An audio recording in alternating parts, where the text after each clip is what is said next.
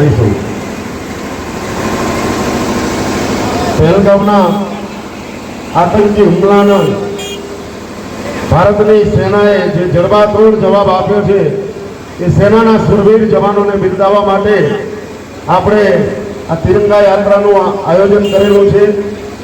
તો આ તિરંગા યાત્રાની અંદર સૂચના મુજબ જે કંઈ સૂચના મળી છે એ વિજય રાખશું. ત્યારબાદ પોલીસના જવાનો, હોમગાર્ડના જવાનો અને સેનાના નિવૃત્ત જવાનો અને ત્યારબાદ પદાધિકારીઓ એની વચ્ચે આપણે 80 ફૂટનો તિરંગો વચ્ચે રાખીશું.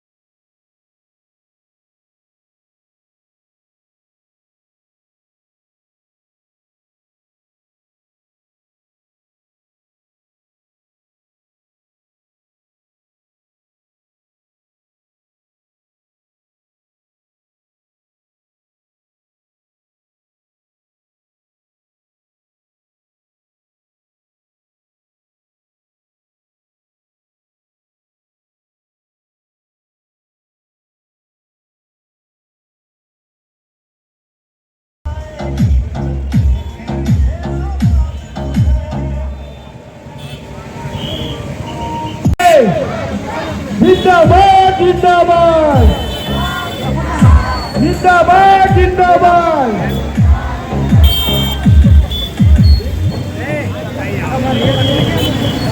આપણે અહીંયા 5-10 મિનિટ શાંતિથી ઉભા રહીશું. અત્યારે નગરપાલિકાના પ્રમુખ શહેર સંગઠનના પ્રમુખ દેવાજી, નગરપાલિકાના પ્રમુખ કામિનીબેન, કીર્તિબેન આચાર્ય, નિવૃત્ત આર્મીના જવાનો અને Viramgam town police સ્ટેશનમાંથી PSI Jaybhai સાહેબ ઉપસ્થિત રહ્યા અને વિરંગામ ગ્રામજનો ખૂબ જ મોટી સંખ્યામાં ઉપસ્થિત રહ્યા તિરંગા યાત્રામાં. એ બદલ આપ સૌનો ખૂબ ખૂબ આભાર.